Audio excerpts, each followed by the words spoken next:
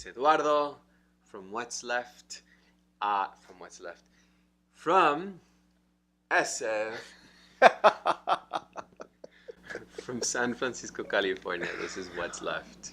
A political discussion between two people arguing and debating and dissecting some of the most controversial issues of our time as it relates on the political left spectrum, as it relates to current events, challenging the conventional left.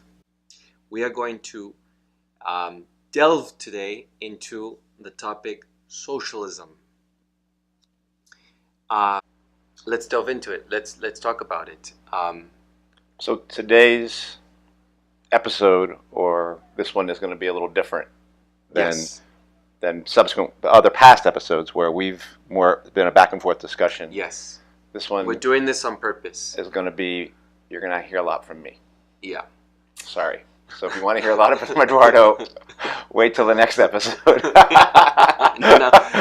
You're going to be hearing all about socialism, my idea about what socialism is. Because if you talk to 10 different socialists, you will likely get, you'll get some common answers, but you will hear 10 different things. Yeah. But not 10 different entire things. I believe socialists will recognize some of the things I'll say, but this is what I mean when I say socialism. And you thought it would be good for our audience. You had some friends who had said, what does this person mean? Yeah. So you thought it would be good to explain that. Yeah. I think, especially because these videos are for ourselves. Between us, we really, we're going to have discussions, and people are going to ask continuously, because you say a lot of things within your responses, your reactions to topics. You say things that people want to know more about, and what does that mean? So I think it's only fair that people know exactly where that is coming from. Okay. All right, so let's start. Ding, dong, dong, dong. What is socialism, Andy? Okay. So Eduardo typed some of these questions to me maybe 30 minutes before we started, right? So I got some time to kind of think about it. You gotta say that, don't you? No, because Eduardo was but the first. Like, we're not scripted, right? Right. And Eduardo was like going to give me a week advance notice, and that's too much. But then he came through and basically just gave me a half hour. So I'm just going to give you closer to off the cuff, not completely off the cuff, but closer. What is socialism? All right, so I'm a Marxist, and I think some bare bones. I'm going to give two kinds of answers: the Marxist answer and maybe a popular answer. I'm going to try to do that, and you can decide whether I'm successful, and then we'll move on to the next question. I think, the Marxist answer would be first to say, in terms of what is socialism, it is first to say, well, what is capitalism? And capitalism is a system in which the reason things get made, the reason almost anything gets done, is because of the needs of profit or the demands of profit. That is that system, and that system is led and run by capitalists that Marxists call we call that the dictatorship of the bourgeoisie. Yes, we have democracy, but the system itself, corporate control of our state, even the state, we don't have many. We can't really truly control it, even though we vote every 2 years. Marxists consider this current system you live in internationally a dictatorship of what they call the bourgeoisie or the capitalist class. And socialism is a revolution of that system, that is an international revolution, because capitalism is an international global system. So it's a revolution up to overturning that system and going from the dictatorship of the bourgeoisie to what Marx called the dictatorship of the proletariat, or the dictatorship of the working class. Meaning that instead of a minority class running society as a dictatorship, a majority class would run it as a dictatorship, that is, the workers imposing their will on that old class to create a new system. I would also contend that a working class dictatorship, if you will, a working class system, means you have to have mass democracy. That is clear well, at least to me it's clear, that the workers running this system, they need to have a democratic way of deciding collectively, since it's no longer in just one or two or even a few million individuals. It's billions of people deciding collectively what gets done. You need a mass democracy of a different sort, not just a democracy that controls politicians, like it doesn't control them, or ascribes politicians to you every few years, but a mass democracy that decides not just what happens politically almost every day, but economically what happens every day. Workers would decide how work got run. And it needs to be international, I guess that's the only part. And to give I'll try to give a popular description. So you've probably heard human need, not corporate greed, right? So that is, in a sense, what is human need and corporate? Well, basically, it's people saying that we don't want a system that runs on corporate greed. We want a system on human need. Socialists would say we can't get to that system based on human need. That is where humans get to decide what gets made, how it gets made, as opposed to the profit system ultimately deciding. That is the competition over the competition that capitalists engage in over who's going to amass the most amount of profit out of that competition. That's what decides what gets produced in our society currently. Instead of that, and you need to have, well, corporate greed. It's not really true that our system runs on corporate greed. It runs on profits, but it helps to be greedy in order to have a complete dedication to wanting the most profits you can get. Because under capitalism, it's not good enough to just make a profit. Your profits always have to grow in relationship to your competitor. So that's why greed helps. That's why it helps to be greedy when you rise to the top, because you have to be dedicated to not just getting profits, but getting more and more profits every year in order to, for that system to sustain itself. So if you're going to change a system out of that system of corporate greed, we're going to have a revolution. And now I believe it would be a revolution of the mass working class internationally, basically overturning that system and establishing their control over society, control politically, control economically, so that no longer profits decide what gets made, but humans, and in this case, workers and their allies in the struggle, deciding what gets made, how it gets made, when it gets made, who it gets made for. And that would be a society based on human need. So I would contend you won't get to a society based on human need without that working class revolution. All right. And then what would be the difference between a Marxist, a Maoist, and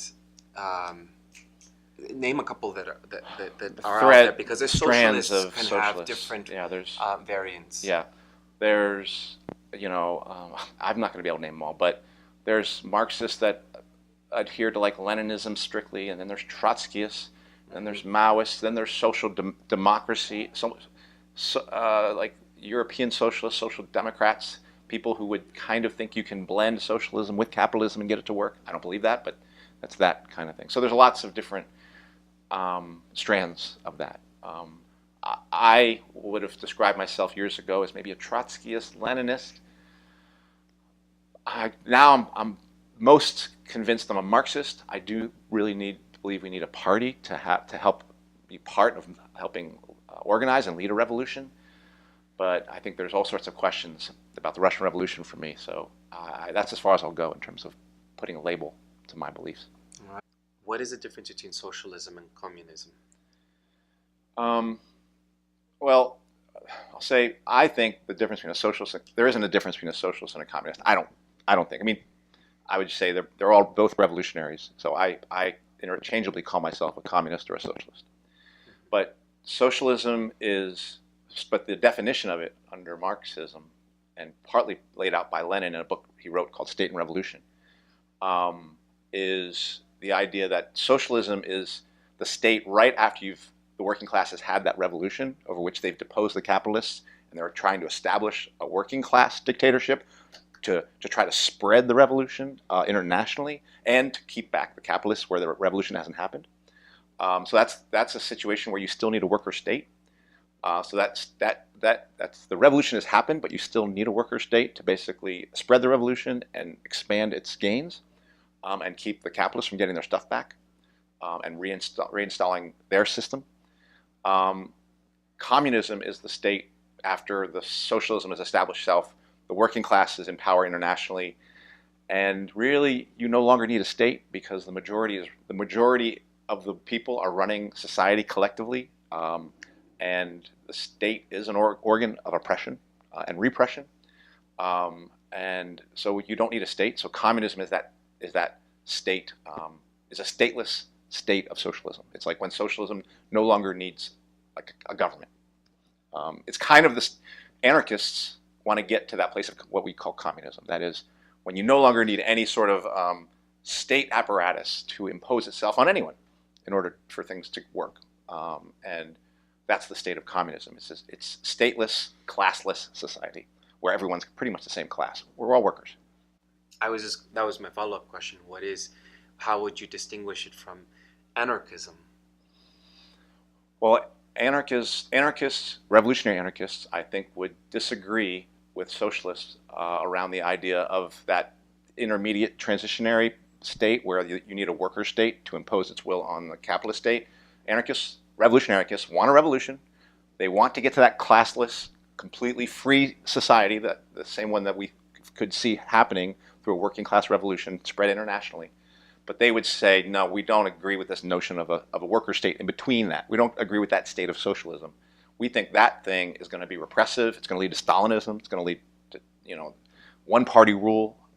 So they would say, no, we go straight from capitalism to a stateless society. No state of any sort after we get rid of capitalism.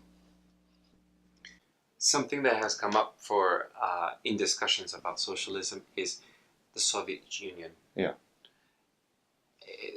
People have said that it hasn't worked, that there have been other states, other countries, and unions where they have tried to have socialism, mm-hmm. and it has not worked. Mm-hmm. How would you respond to that?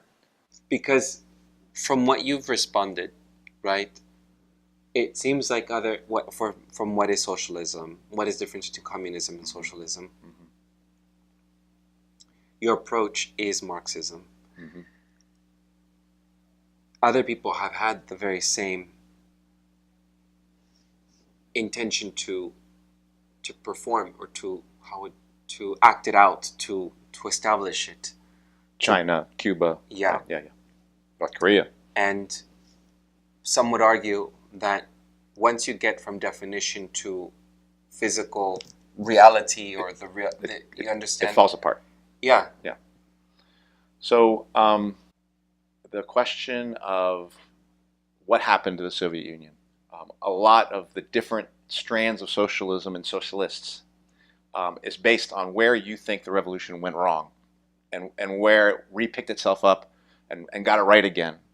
That's where all these different socialist groupings split off from. Their understanding of our history since that original Russian Revolution back in 1917. Some socialists say we had socialism up until 1989 when the Soviet Union collapsed. Some people said, well, it restarted in China when the Chinese had their revolution, and that was a socialist revolution. But then, they said when Deng Xiaoping, kind of went towards capitalism, then they said it went away again.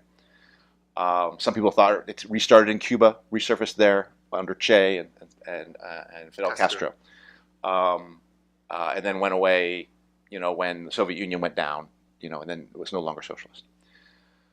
I'll give you my answer, and this is I came from a tradition that basically said there's only really been one example of socialism, maybe two.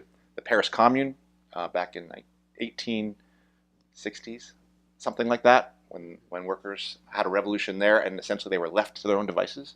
Workers ran that city, and that revolution was taken down, and everyone was killed, or many people were killed, 30,000.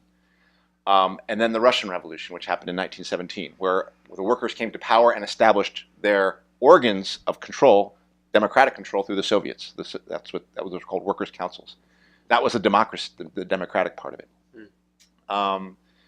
And I came from a tradition that basically said, well, that was true up until the point where Lenin died, and then Stalin pretty much took over, and at that point Stalin takes over, and then it's kind of game over. Then by 1924, the revolution was no longer a working class revolution, and then it was some other form of capitalism, a one-party state exploiting its own working class so that it can accumulate the capital and compete with the West. You know, I'm of the mind now, because I see democracy as so central, like working class democracy as so central to this, that the only revolution that happened was in 1917, but really the democracy within the Soviets was probably gone by about 1918, 1919.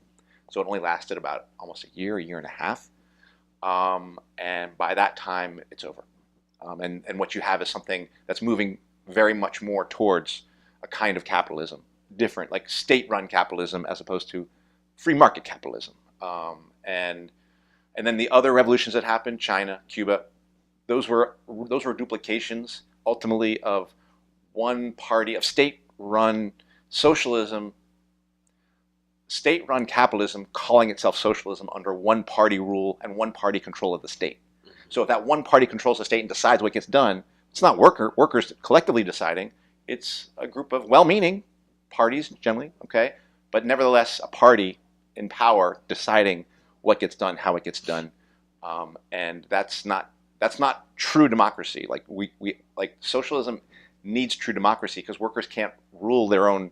Workers can't establish their dictatorship unless they can establish mass democracy over which to establish their control over their own leadership, if you will, and having control of all the levers collectively. What happens? So if workers don't have control, you don't have a workers-run society.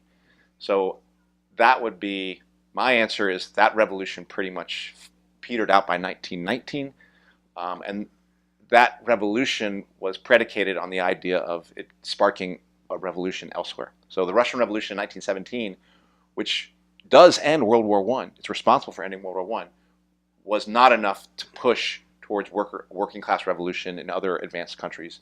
There was nearly a revolution in Germany about 1919, 1920s, but that didn't happen. And when a revolution didn't spread, basically the Soviet Union at the time found itself, or Russia at the time, found itself encircled by a sea of capitalism, and then started having to behave, in a sense, like the capitalist system in order to survive.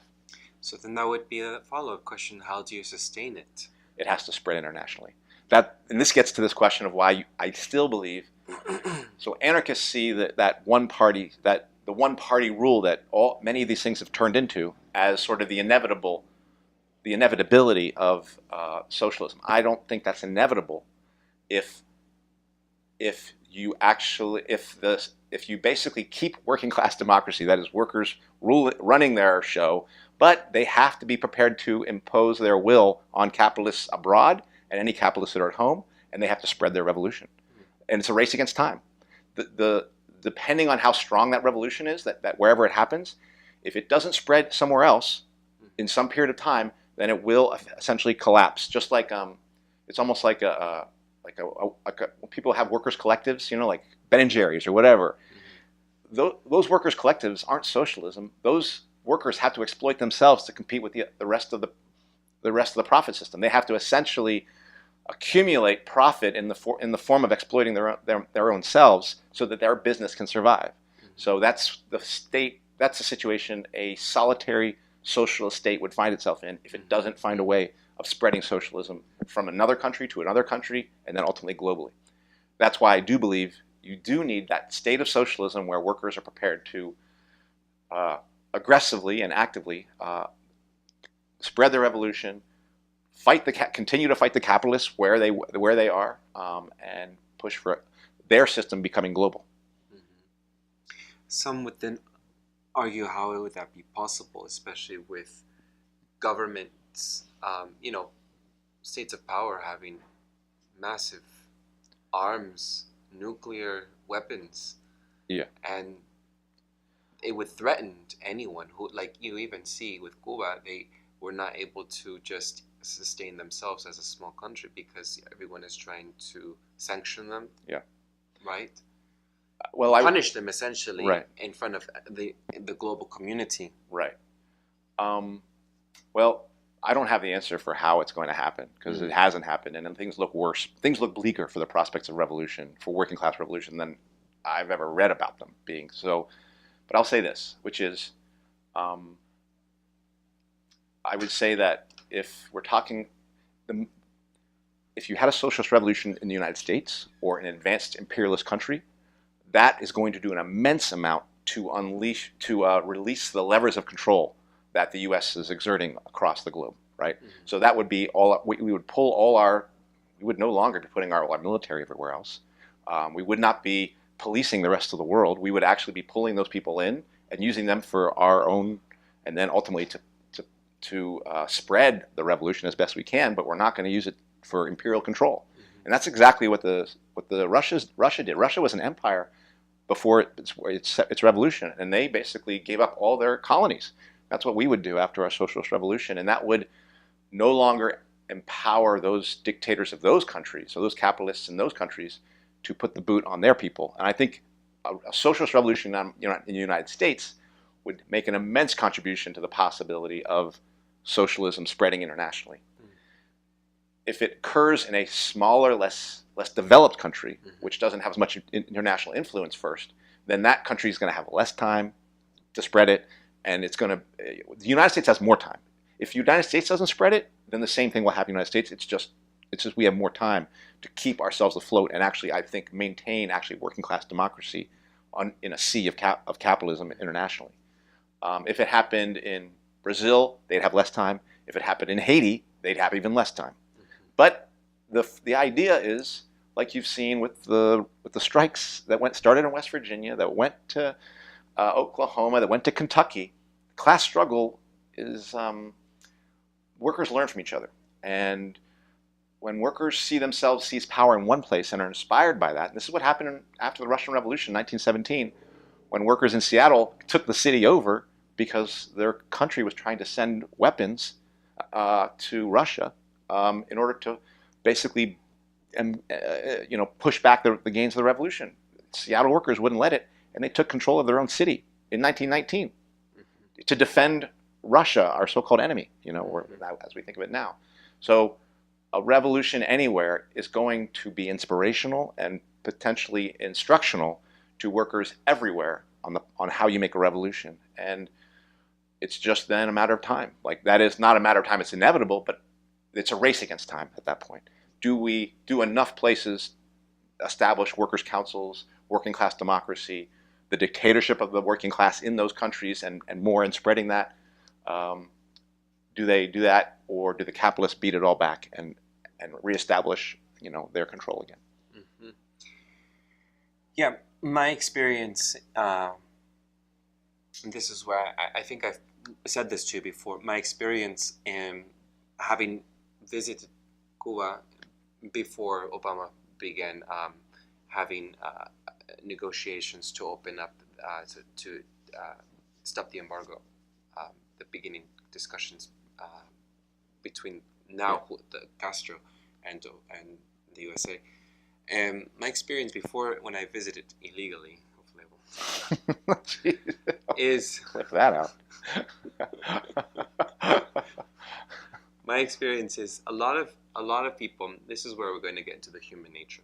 Yeah. Because I think even when we look at uprisings from the working class, the things that happened in Egypt, you look back a few years back, yeah, and you talk about the timing and the necessity for a race against time for the momentum to continue, yeah, to have the revolution sustain itself, to have this imposition onto the government, because the government will fight back, and all its allies will as well support that. Right.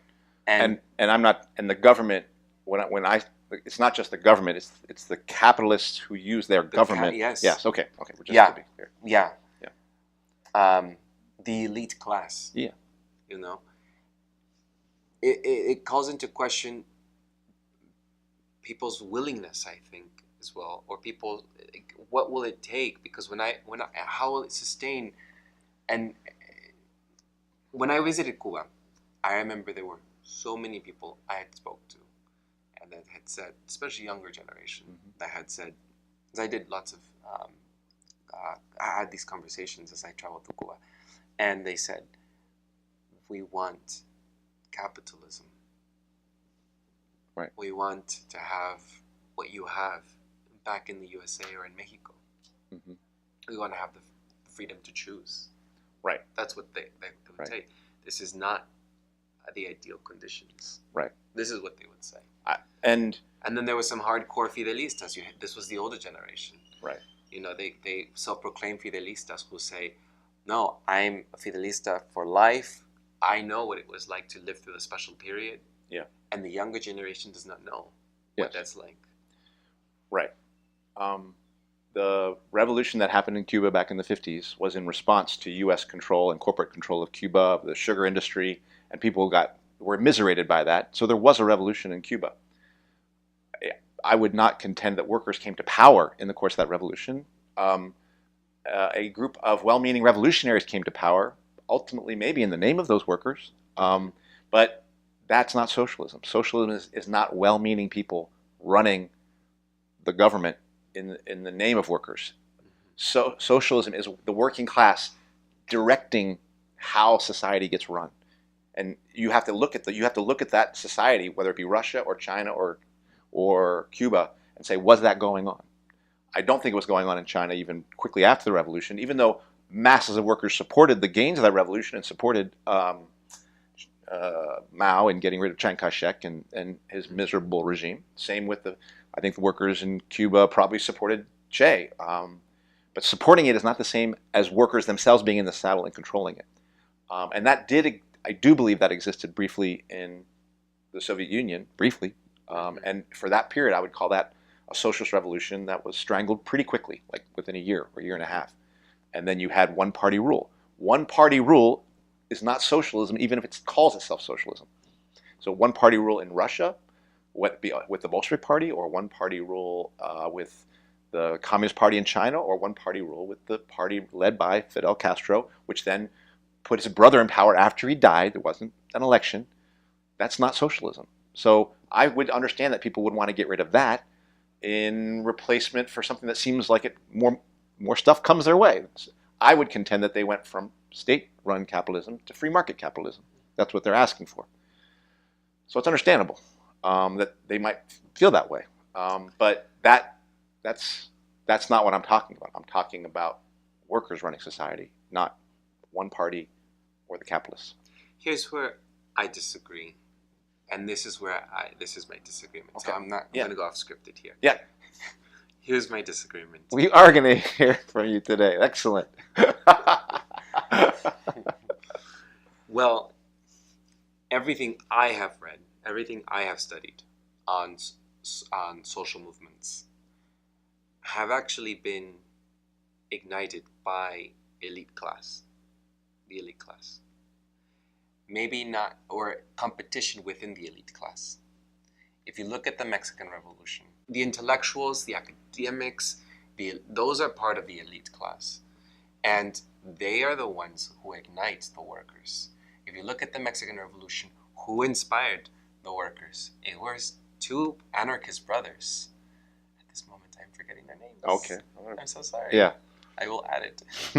No, really, they were two anarchist brothers who wrote in alternative papers, sending it out, spreading anarchist ideas until you get the working class rising up. The brothers, I just want to say this, we can put this anywhere. The brothers were Enrique and Ricardo Flores Magón, the two anarchist brothers I was referring to about who really were big influencers for the Mexican Revolution. And eventually that led to, within the government that Porfirio Díaz had, to have some within it that wanted to be the next president. You had them all of a sudden deciding they were going to go for the workers, mm-hmm. and leading the workers' resistance, but in name, to as a representative, but only to take power because they believed that there should be an election cycle in Mexico. Mm-hmm. and it wasn't happening. And even within the elite class, they may not have agreed with socialism, or anarchism, but they definitely agreed that there should be some change of power. And if I can't think, you said about Cuba the same thing. You said there were some well-intentioned people, and yet those were some pretty smart people, right? Yeah. You look at intellectuals. Yeah, you look at as well as the Soviet Union, who was it was led by, or who ignited it as well. And I would argue that it really, the like most revolutions, all get ignited by intellectuals, and that would be part of the elite class, because to be part of the elite class, you have to have some formal education that is not always accessible to the working class. Well, that's a lot of things there. First off, just because you're educated doesn't make you a part of the capitalist class. No. I mean, and maybe this gets into what constitutes classes, capitalist versus worker. We'll see if we get into that. I don't know. All right. So if you have ideas in your head, you can be capitalist with ideas in your head. You can be a worker with ideas in your head. But having ideas in your head doesn't change your class. Doesn't make you run higher or run lower. It just means you have ideas, and everyone has ideas in their heads. I agree that under our system, we tend to favor. We tend to put the working class into pretty much mostly, you're going to do the manual stuff, we'll do the thinking for you. That's a rough sketch of things. It's not entirely true, but it's a rough sketch of how things are divided. That is, the thinking is being done by people above you, and the doing is being done by that lower class, the working class. Well, but again, first I would say that what you had in the Soviet Union is many workers, like literacy rates went through the roof from 1914 to 1917 and even 1918 in Russia, in relationship to the newspapers that were coming out from revolutionary groups and people reading about these different debates that were happening between Bolsheviks and Mensheviks. So you had workers learning how to read, workers getting in circles where the person who did know how to read was reading aloud to the rest of them, whether that was within the city or whether it was on the front line, because it was World War I. So workers feel the need to become educated this happens it happened in Cuba too, all right? It happens in the 60s in this country, all right? It happened in the 30s in this country. It happens in any revolutionary period as people feel the need to become educated. Becoming educated doesn't make you elite, okay? Now, the working class, though, there was a mass working class party and many mass working class parties that had workers with ideas in them, but these were people who came up through the factories in Russia and who were part of not just the working class, but part of the factories that helped organize and lead the workers' councils that ultimately made the revolution happen and sustained it. So I think that revolution is unique in that it blended the combination of workers coming to ideas and becoming intellectuals themselves through the course of the revolution. And of course, yeah, you did need smart people who could read some stuff, but ultimately you need to organize. The organization was really through the Soviets, through the workers' councils, and that is a system that came up by the working class itself. And it's not just been in the Soviet Union that happened. There's been one that happened in Spain. It happened in Iran during their revolution. There are a few examples of revolutions where workers' councils formed. It's that kind of organization, an organization of workers that basically doesn't just decide what happens politically in the city like a mayor would, but it also begins to decide what gets made and how it gets made. If it advances, it gets to that point, and it advanced that way in the Soviet Union after the revolution, or through and then after the revolution. So I understand that you would contend that all revolutions have just been led by an intellectual elite, if you will, a thinking elite, who really have a monopoly on the understanding of things. That if that's the way the Russian Revolution went, I would never call it a working class revolution, because there were whole districts that there were Russian intellectuals who were leading the party who were kind of hedging on the revolution, not Lenin so much, but others who were leaders of that party. And there were whole sections of factory workers who wouldn't hear any of that nonsense that those party leaders were saying. And the reason they went with Lenin is because when Lenin came back and said, yeah, some of these workers who've been saying revolution now, essentially, they're right. And that's it was those massive workers who were like, yes, that's what we mean. He's the person saying what we've been saying all along. We need a revolution now. We're not going to wait. And they're the ones who made it happen. You read about the Vyborg district. Read about the workers in Finland, in Kronstadt. Again, Kronstadt was later crushed. But you will find about organization of workers in those mass organizations. And the Vyborg district was in Petrograd, Kronstadt, I'm not sure where, but Kronstadt would have been just above Petrograd at the time. There were also some organizations in Moscow at the time. But to me, this is not unique in that it formed workers' councils, but it was unique in that those organizations of workers, that democratic organization of workers, actually was installed into power as a result of the revolution. You don't see that in any other revolution that I know of. Okay, yeah. So my response again, I'm just trying to figure out. Maybe I need to go back for, and this is where we are honest and authentic here, right? Like I need to go back and see more on the Russian socialist movement there that happened. My understanding, or the way that I have seen and understood the way movements have occurred really have been led by intellectual elite class. And this is not to say that they are to collapse with capitalist folks that also want to maintain that system. I'm not saying that, but I will say that to have education and is some privilege into the capitalist system, because the capitalist system does work in hierarchy, where if we look back at caste systems long ago, you see how nobles, you look at people in positions of power, especially around the church, were able to have education. Peasants, working class, were not able to have lower classes, right? So ultimately, this is how capitalists also work. They make sure that people are in ignorance. And then you have these social pressures that make them erupt to the point where they need to fight back. And then you have what happened with the French, where the people have an uprising because they've decided they're not going to have their monarch anymore. Right? So there is that social pressure as well to have to fight against the ruling class. Yeah. But if you look, for example, Subcomandante Marcos, the Zapatista movement in Mexico and Chiapas, he is quite intellectual, and it has been led by intellectuals, right, to organize the people down in Chiapas. And you look at, I was saying earlier, in our private conversation, Che Guevara was a very highly intelligent person, so was Castro. And even if we agree with their politics or not, you look at some of the biggest social movements, like what happened in India with Gandhi, had a strong academic background. He was a lawyer. And you look at, even here in the USA, the massive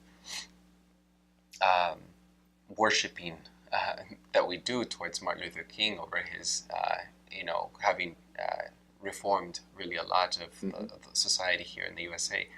He came from a very elite, not to say that racism didn't infect him, but he did have a strong background in education. But I don't think he had an elite background. He was educated.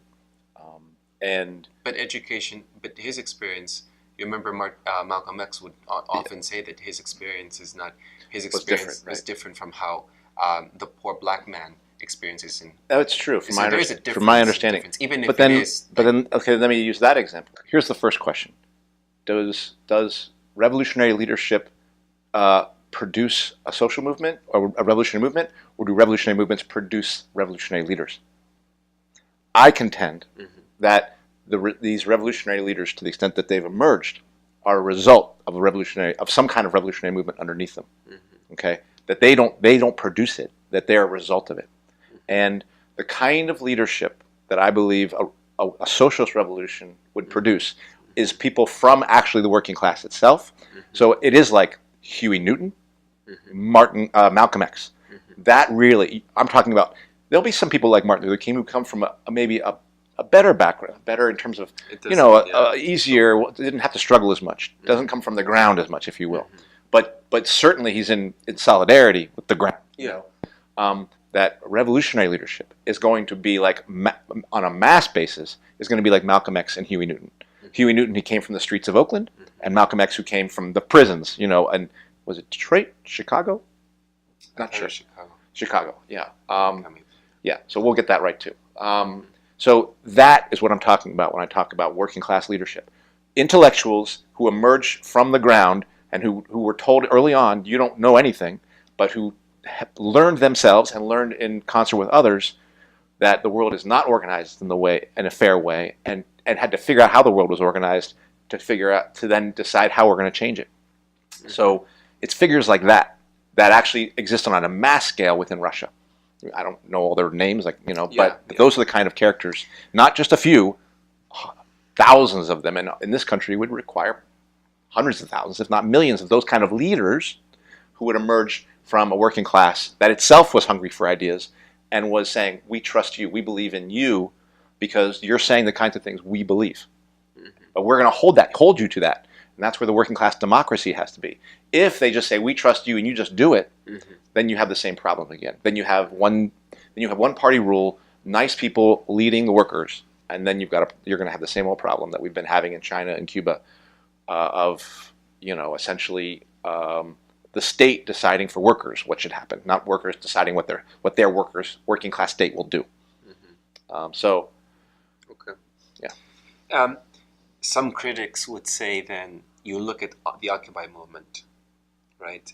And there was you have people who decided enough was in 2011. Yeah. Right? And it was not organized. Yeah. And people didn't know in what direction it was going. And if you don't have this strong leadership to lead such, or what would that, that's what some critics would say, then what would, here you have a sort of ambiguous, autonomous, no leadership movement, and it's an easy way for a government to sort of target and split and divide them. I mean, I guess, so one of the answers there's many kinds of answers I could give. Even if you don't touch on, we already touched on leadership as well, but just on the Occupy movement. But the Occupy movement was not the organized working class. The organized working class is more like what we've seen with the red wave that's happened here recently of strikes. So if the political will that was really expressed in the anger and the outrage that I think at least you encapsulated the Occupy movement was then centered in workplaces, in schools, among transportation workers, among restaurant workers, and you had that collective resolve of those workers who were done with the 1%, and we're going to say we're going to run it for the 99%, and we're going to use the fact that the capitalists are relying on us to go to work every day, and we're going to use our withholding of work to begin the imposition of our will on them. You have a very different kind of movement at that point. That's not what Occupy was. It's like the red wave, but with not just a contractual demand, but with a political demand of we no longer are going to accept the state to run as it is. We're going to actually go on strike and spread the strike until we get the kind of state that we want. That's closer to the kind of movement we would need to see. That would be a working class revolution. The level of organization obviously needs to be way higher than it currently is, and the conception of workers themselves for saying we as a class are capable of making this revolution happen. Most workers don't have anything close to that conception of themselves. And the levels of divisions that exist within the working class, racial divisions, gender divisions, nationalism and things like that, those divisions are so rife that the capitalists are able to play each section off against each other if they ever do start to come together. So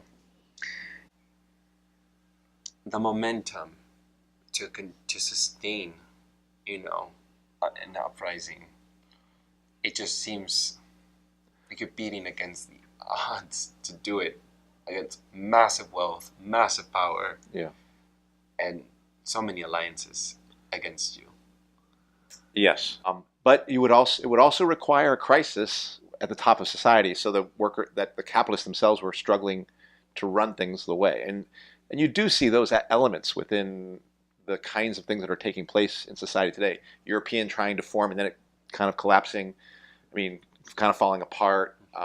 The divisions that are starting to emerge from Europe and the United States and Russia and the United States and China that suggest that the global capitalist system is really running into some problems because a global war is going to make it very difficult for capitalism to run efficiently.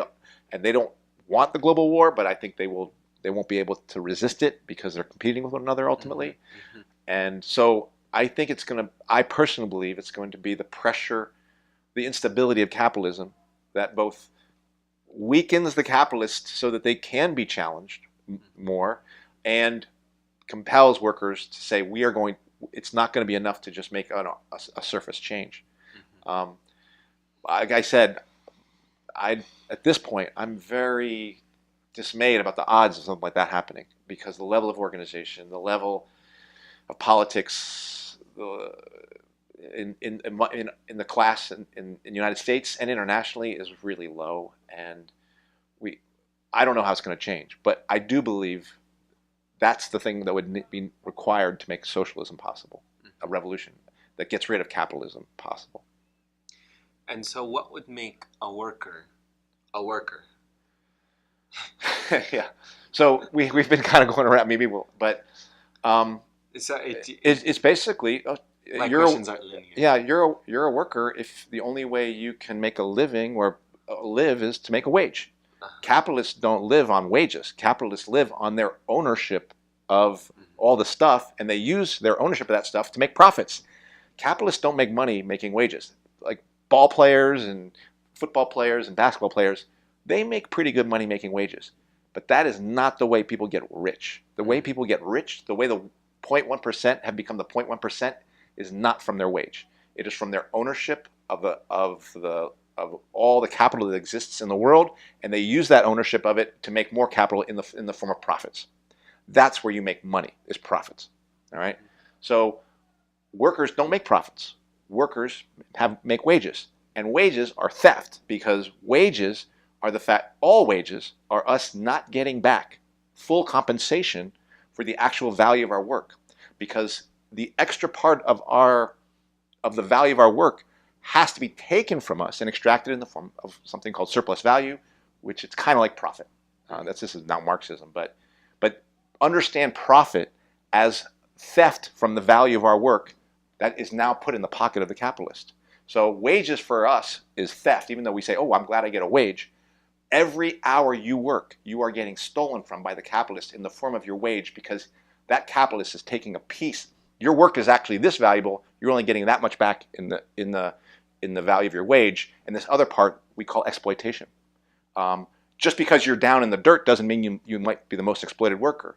It could be that some of the tech workers are being more exploited because the value of their labor might be this, and they only get this back, right? So it's just a question. But all workers get exploited. They have to be exploited because that exploitation is how the capitalist recovers profit, and they use that profit to then compete with each other over who's going to own the markets and the resources of the globe. And so the workers if you are one of those people who only can make a living through a wage, and you work among other workers collectively, like in a school, anywhere where you need a bunch of people to come together to actually make something happen, then you are likely part of the working class. If you own capital and use your ownership of that capital to make money through the form of profits, then you're likely a capitalist. There's something called the middle class. I was just going to get to that. So the middle class, because some very middle class live comfortably. Well, middle class in Marxism is not a definition of whether you make a good wage. A middle class person is somebody who is usually used to manage workers, right? So Marxists see managers at your work, like my principal or the assistant principals, are part of the middle class. They generally make more wages than I do, but their job is to supervise me for people above them who generally are closer to capitalists. My principal isn't a capitalist. He's part of the middle class. He supervises my work, but he's kind of their pit bull, you know, and makes, you know, he's kind sometimes. Sometimes the dog is nice, but other times the dog's got to bark and bite you to make you do what they need you to do. And that's the role of the middle class. But a manager at McDonald's is part of the middle class, but makes less than me. I might make $80,000, but I'm a worker because my work is supervised by a manager. So it's where you are in class is not based on your wages. It's based on your relationship in the process of production. Do you own all the property and do you own all the capital and you decide what's happening with it? You're a capitalist. Do you work for that capitalist to decide how those workers are going to be managed? You're part of the middle class. Are you a part of that sea of people who make various wages, some high, some low, but your way of making a living is through a wage? Generally, you're a worker at that point. That's a rough sketch. There's a little bit of, there's holes in there, you know, like self-employed people, I think Marxists would consider middle class because they're not part of a collective group. What makes the working class a powerful engine is not, oh, I earn a wage. It's the fact that we are a collective class. That's what, when the capitalists harnessed our labor, they put us into little factories and shops together, took us away from our homes and said, you're going to make stuff this way. That's what our power comes for, that collective work together. I don't have to work as much if I'm doing it in concert with other workers. So that's why the working class is a revolutionary class, not because we're better, not because we're more exploited. It's because in our collective agency, that's when we realize our real power to make enough for the entire globe and then potentially distribute it evenly throughout the entire globe. Figure, like, you know, because there are plenty who would say, you know, well, I'm part of a collective and I make good profit because I'm part owner, I have some investment. Even like if you own, like if you partial stocks and things like that? Yeah. Yeah, like I have a 401k. Am I a capitalist? No, but that's one way they try to get me to buy into their system. Like that, the share of us workers who have wealth in that form is very, very small. This is where you come up with the 1% or the 0.1%. You know, those are the people who have the mass of all that, of ownership of the ownership of all the businesses, the resources, and they're the ones who get to decide.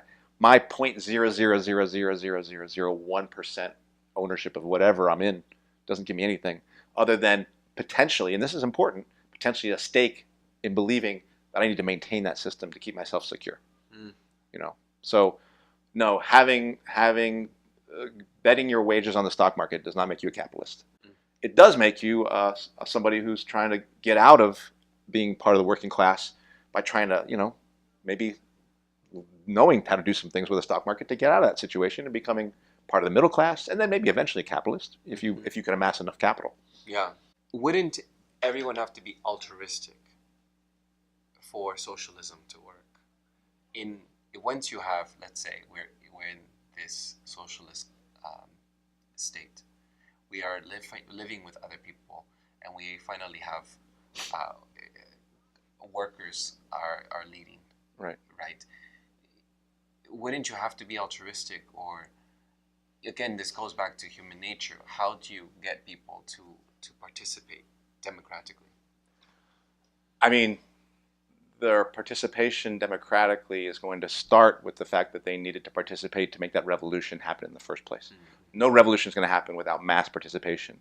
And that participation will not just end after the revolution. It will need to continue.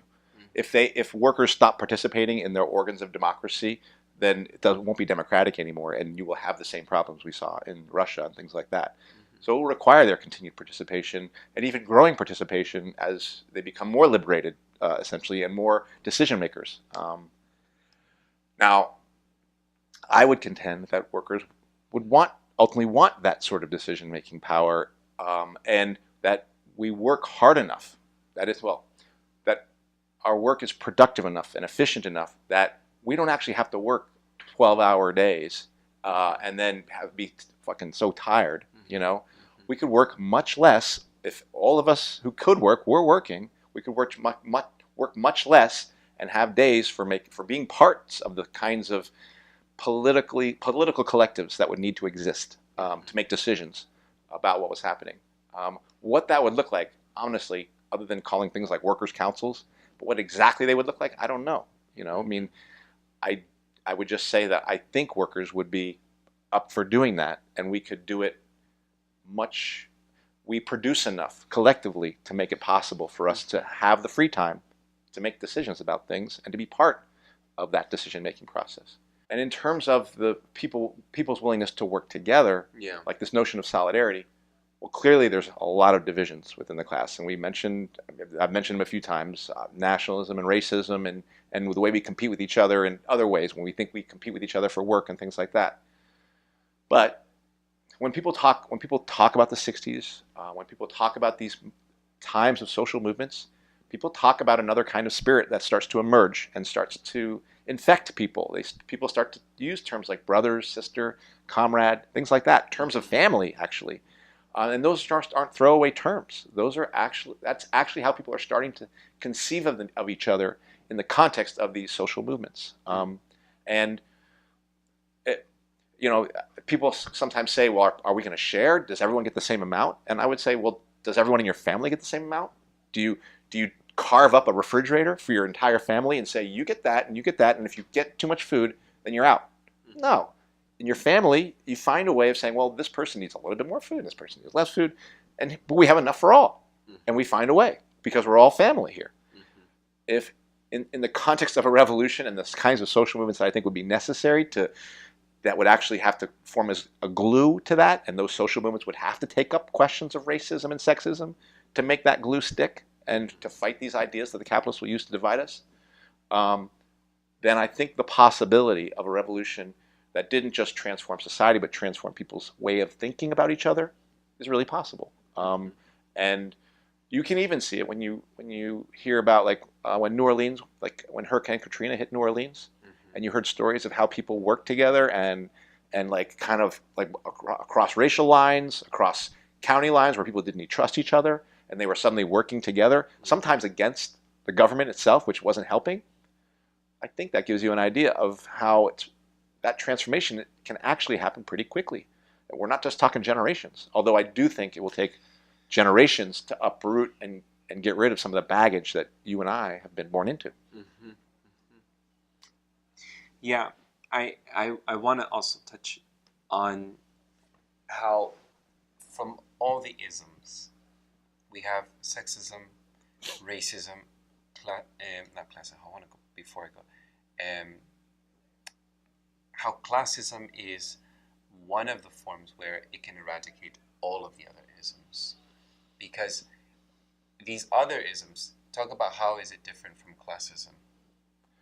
So there are theories that basically say they are all equal. Classism, racism, sexism are all these various forms of divides. I agree those are all various forms of divides. Marxists would say that the fundamental divide in society is a class divide, and that racial divides and sexist divides are used to maintain that fundamental divide. Who was it? Frederick Douglass talked about capitalists dividing both. When he was talking about black people and white people, dividing both to conquer each. So he was kind of speaking to the fact that the way capitalists were keeping their class rule was by dividing people along racial lines. The fundamental divide in society, the one that the revolution must contend with in order to make those other ones even possible to be gotten at, is that class divide. But the fact is you don't get at the class divide. You don't get to overcome the other class unless you contend with these other divides that exist within our class. So as a Marxist, I do believe that the fundamental divide that a revolution would need to attend to is this class division between workers and capitalists, and that workers, white workers, black workers, Italian workers, Afghani workers, all workers would have to come to power collectively internationally. But if those workers don't, we will need to, in the course of a revolution that's going to happen, we will need to challenge the wrong ideas we have about racism, about sexism, about nationalism. If we don't, then we never get to this class question. We won't ever get this thing overdone, because they will always find ways of taking one group of workers and pitting them against another using one of those divides. But this minority class ruling a majority class requires these various racial divisions. A majority class ruling actually requires that you heal those class divisions in order for that society to run. So there isn't much of a stake in that society maintaining the various things that keep and fuel racism and sexism. So I believe that a socialist revolution gets rid of the impetus to maintain these racist and sexist institutions that exist, prison system, the fact that women actually do a bunch of unpaid labor, mostly women, men do it as well, but a majority of women do unpaid labor every day in the form of childcare, basically raising the worker who the capitalist will exploit later for free, I think New York Times did a study and said that the work a woman, it's not just women doing it, but that domestic work is maybe worth about $100,000 a year, right? That's unpaid. That's not you getting 76 cents on a dollar. That's getting zero, all right? So that's not the way it should be. That's work people are doing, and they need to be compensated for it. But in a social society, you are compensated in the form of you are part of you get to share in the collective wealth we all produce collectively, whether it's through the child rearing or the teaching or the driving the bus or whatever. We're all part of that, and we all get to share in it. And that is the promise, I think, of socialism. But if you do not overcome those divisions, gender divisions and racial divisions, forget it. It's not going to happen. That's why it might seem like a chicken or egg question. I would just say that the class question is bound up with the race question and the gender question. But I don't believe that they're all like, you can't, that underneath all these other oppressions, underneath it is this class divided society that requires these oppressions to exist in order to maintain the rule of the capitalist. I agree. I agree. I think in this area, I think that all these other isms, all these other forms of discrimination are just one way to divide, and it keeps people in check.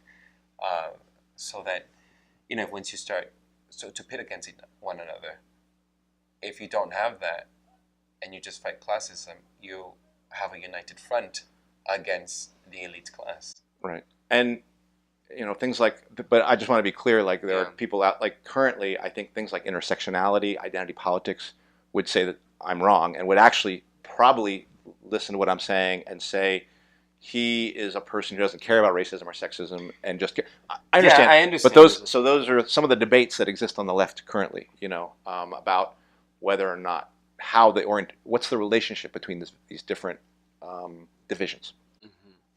Which I think we will have to touch base on another video on the issues that arise when it comes to political privilege and the intersectionalities of it. Yeah, we'll do that another time. When we talk about the economy, how would it look like ideally? You're going to hate my answer. I'm going to say I don't know, and it's not for me to decide. It is going to be for that movement, that revolutionary movement, to decide what it looks like. Does it have money? Does it not? To think about barter systems or no, it could. It could. But paper money. I do. Some people would say that if we had a revolution, we would get rid of money. I actually think I would agree with that, but I think we're all speculating. I'm going to say I don't know, and a big part of it is like it's like saying, what would it look like? What would it look like for all teachers, all restaurant workers, all construction workers, all transportation workers to go on strike in this country at once? Like, what would that look like? What would they ask for in doing so? I don't think we can know at this point. And what sort of organizations would form that would cause these people to associate and see each other, as being part of a common struggle.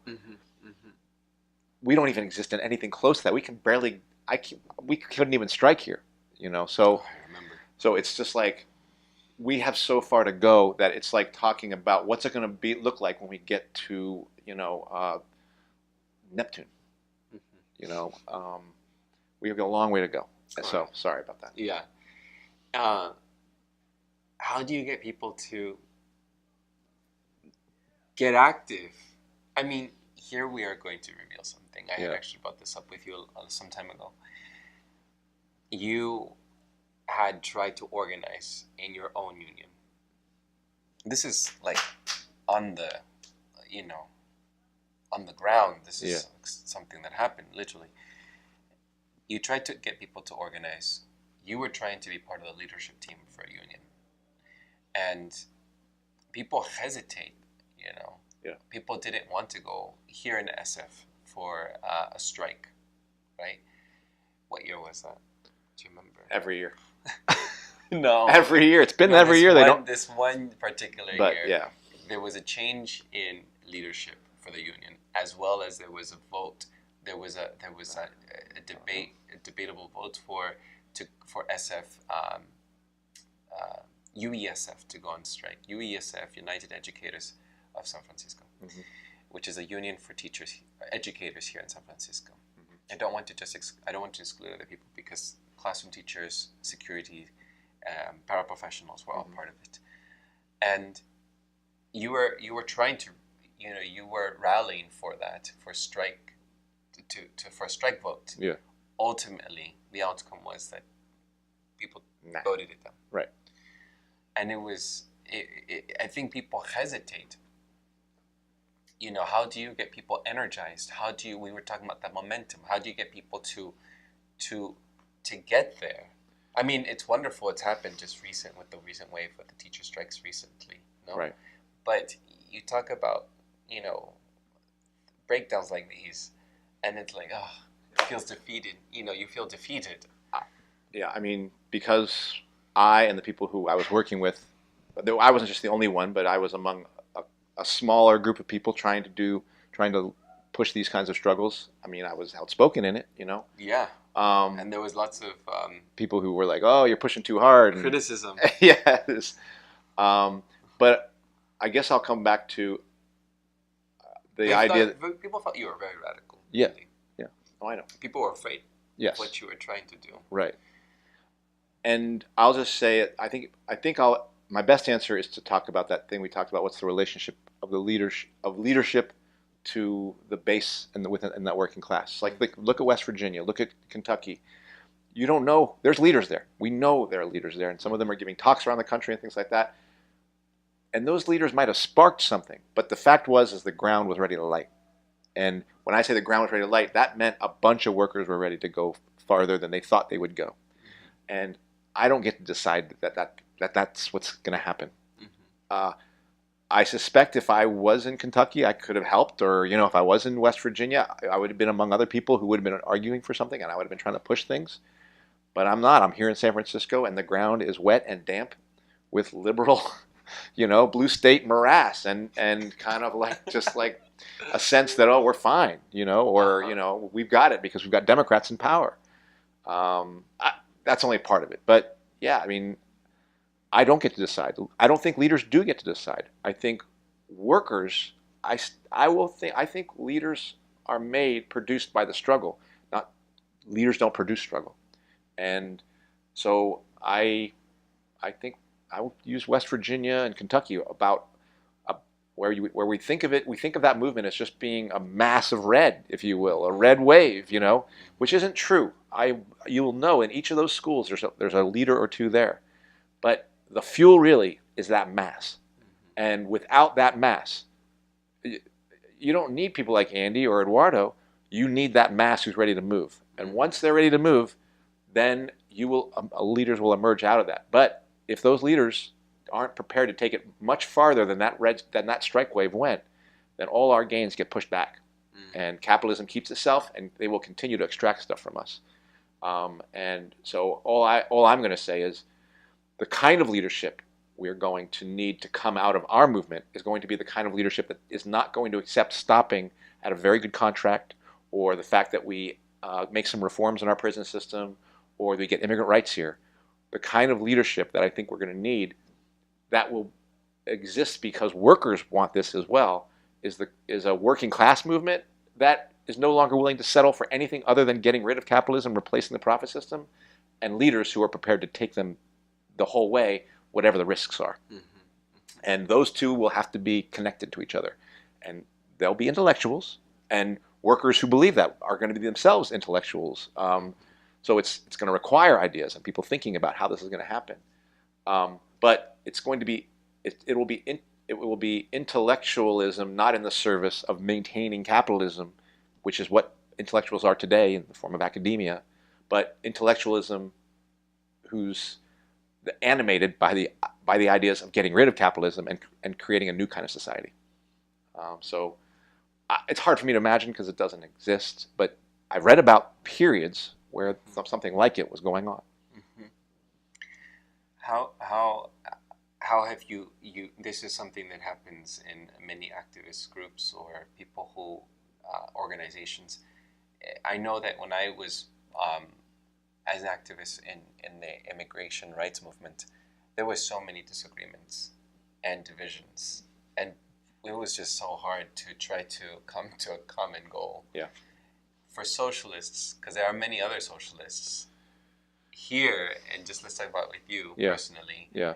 How have you even mentioned in the first video we made how you have even been exiled from one of your kicked out your groups? Yeah. So how, like, what would be some of these divisions, or what would be some of the disagreements that you would have amongst yourselves? Because I have other friends that are socialists and know of you. Yeah. Yes. Right. And I will not mention, but if you are watching this, you know who you are. You better not be talking smack. No, seriously, there are disagreements. Yes. And so now we're going to get into like how, how this movement is hard to even take within the socialists party themselves. I will say that the first socialist group I left, I felt was not left wing enough. Was not radical enough. Was like I felt like, oh my gosh, I want to go. Me and some of my comrades felt we wanted to go farther in a particular direction, and the organization we were part of could not handle us, and they were like getting tired of us being around, and so they maneuvered to kind of get us, at least marginalize us, and that led to us leaving. Mm-hmm. The next socialist group, I was outspoken. I disagreed with some things that the group had to say. There was other things I agreed with, and I wrote about it in some articles, and they were like, you can't do that because we had voted that we believe this. And I said, well, I don't believe the thing we voted for, so I'm going to say this. And so I was kicked out because I was too outspoken and too stubborn and too, of my own mind, and I think that's one of I have critiques of these, not just these specific socialist organizations, but all socialist organizations. I'm not in a socialist organization right now, but lone wolf. Yes, but I do meet and talk with other socialists who themselves are kind of like Ronin, like masterless, kind of wandering socialists who've been part of an organization before, and we're just kind of like drifting around. Yes. Yeah, exactly. Here's why I'm talking to this guy. So it's hard, but the possibility of this thing, capitalism, I think is going to wreck itself, and it's going to wreck the world for humans to live on it. And so I feel a sense of I can't give up because I still feel that sense that doom is coming. That is true. I do believe capitalism spells doom for humanity. If left unchecked, not just unchecked, but if not stopped and changed into something else. And that probably is the biggest thing that animates me. My hope, my belief in the working class is like, oh man, we're not doing anything. Mm-hmm. It was buoyed by what happened in these red states, but that part, I am more convinced that capitalism is going to ruin it all for us than I am that workers are going to get our act together and organize well enough to overturn this system and make a revolution that will establish a new order that actually is based on human need. That I'm less convinced is going to happen. But I believe in it still, and so I fight for it, and I keep the candle in the window kind of thing, even though the wind keeps blowing it out. So so sad. No. People are afraid of the word socialism ending. And I think that Bernie Sanders, I've said this in other videos, where has commercialized, has watered down the word. You have the Red Scare movement in the US, yeah, where everyone was just afraid to be labeled a communist. Yeah. And now people are embracing it. I see it in a younger generation doing it. But I think they have this misconstrued ideas of what that is, and they kind of just all fall on the Bernie Sanders train. And so when you say this, though, how would you inspire, or how would you sort of have people sort of get connected to or learn about participating or being an activist or possibly embracing socialism? I would say read the Communist Manifesto. So that's a start. Mm-hmm. I'm not going to teach anybody to be an activist. That's no, just, but you know. How would you also how do you if you want to try to have other people with the cause, you have to also sort of inspire them to want to be part of the cause, or to tell them why this is appealing or why you should join the cause, right? Isn't that fair to say, Yeah. Andy? I mean, you're just telling me, I don't know, but you have to also sort of be like, okay, well, here's what I suggest. This is why I suggest that you all come to be in solidarity with me. Well, right? And the Communist Manifesto, by the way, was very hard for me to read. I had to listen to audio, and I don't think I have to read it another time. It was like the Bible. I read through it, but I guess I would say, they would watch this video and they would say, well, does this make sense to me? But you are going to have to plug, in order, I do believe, for revolutionaries to make sense and really help push back against the ideological wave that the capitalists will always use to co-opt our movement, to misdirect our movement. It is going to take us, all of us, educating ourselves about our history, about theory, anarchism versus socialism, Marxism. All that stuff is going to have to be unearthed again and read and attempted to be digested. But people are going to have to become educated about Marxism, about the Russian Revolution, probably the Chinese Revolution, the Cuban Revolution. That's our history. That's a history of struggle. Mm-hmm. Whether or not those were socialist revolutions, and I would contend that some of them weren't, maybe one of them was, that is the legacy of the history of struggle of workers and of people. And we're going to have to know something about those things, because in various ways, all those struggles got diverted. Mm-hmm. All those struggles ultimately failed in their promise of what they were hoping to deliver. So if you're going to be successful, you have to know what parts of the paths to take and what path to not take. Mm. So yeah, there's some reading ahead for all of us workers. And that's not just true for leaders. Reads these thick-ass books every time we've met up for summers. But there's going to be an Audible book, man. You can get it all on Audible book. I mean, he was just realizes. I think the Communist Manifesto you can get on Audible book. I'm not talking about Communist Manifesto. I'm talking about, you were reading Trotsky. I remember. Yeah. And people will need to do that, and people will want to do that. Mm-hmm. It is part of educating, because I remember Che Guevara was very interested, pushing the workers to be well read. Huey Newton's